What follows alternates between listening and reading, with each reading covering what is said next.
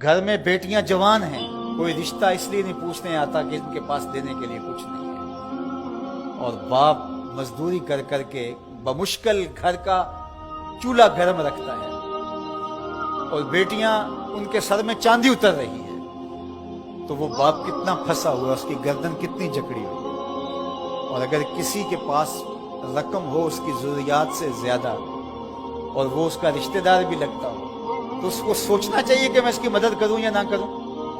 उसको कैलकुलेटर लेके हिसाब करना चाहिए कि ये मेरा भाई है, ये मेरा भांजा है, ये मेरा भतीजा है, ये मेरे चचा का बेटा है, ये मेरी फूफी का बेटा है, ये फंसा है, इसकी बेटियां जवान है, कोई वसीला ही नहीं है। बमुश्किल घर के अंदर खाना पूरा होता है और बेटियां घर की दहलीज में बूढ़ी हो रही हैं और इसके पास दौलत के अंबार हैं, और ये सोचेगा। अल्लाह फरमाता है यहां बगैर सोचने के छलांग लगानी पड़ेगी, यहां नफा नुकसान नहीं देखना पड़ेगा, यहां कसाद बाजारी का नहीं सोचना पड़ेगा। फलक्तहमल अक़बा, ये बगैर सोचे समझे कूदा क्यों नहीं है, ये मुश्किल घाटी चढ़ा क्यों नहीं है। वमा अदराका मल अक़बा, ये जानता है कि मुश्किल घाटी क्या है। फक्कु रक़बा, किसी फंसे हुए की गर्दन को छुड़ाना है, किसी मुश्किल में फंसे हुए लोगों की मदद करना है। तो अब ये सोचेगा कि अभी तो मैंने फलां प्लाट भी खरीदना है, अभी ये भी करना है, एक फैक्ट्री नहीं लगानी है मैंने तो उसके लिए रकम जमा कर, क्या ये ज़रबे तक़सीमें देगा।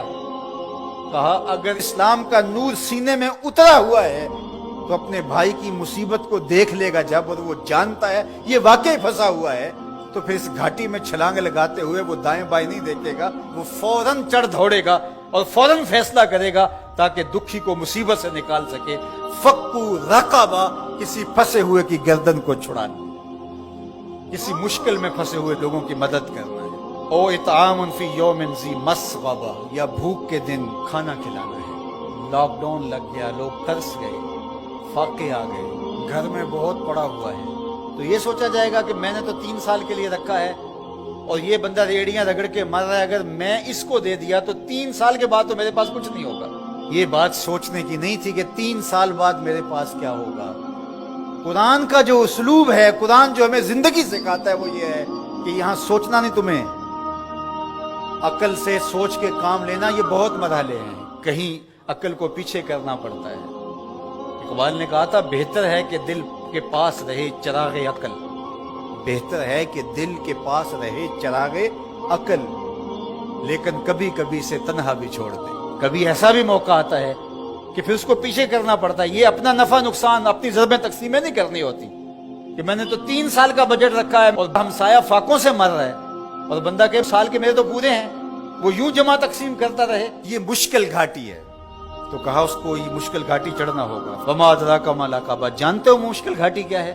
फक्कु रक़बा, किसी फंसे हुए की गर्दन को छुड़ाना है। और इतामुन फी यौमिन ज़ी मस्ग़बा, भूख के दिन किसी को खाना खिलाना है। यतीमन ज़ा मक़रबा, किसी करीबी यतीम की मदद करना है। और मिस्कीनन ज़ा मतरबा, या खाक नशीन मिस्कीन की मदद करना है। यहाँ जो लफ्ज़ कुरान ने इस्तेमाल किया ना, यतीमन ज़ा मक़रबा, करीबी यतीम, तो क्या इसका मफहूम ये निकलता है कि जो दूर का यतीम है उसकी मदद नहीं करनी?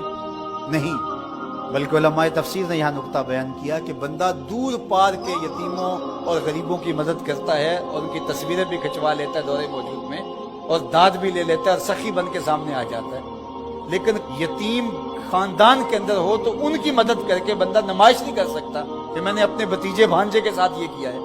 जो बंदा नफ्स का गुलाम बन जाता है उसके लिए मुश्किल हो जाता है।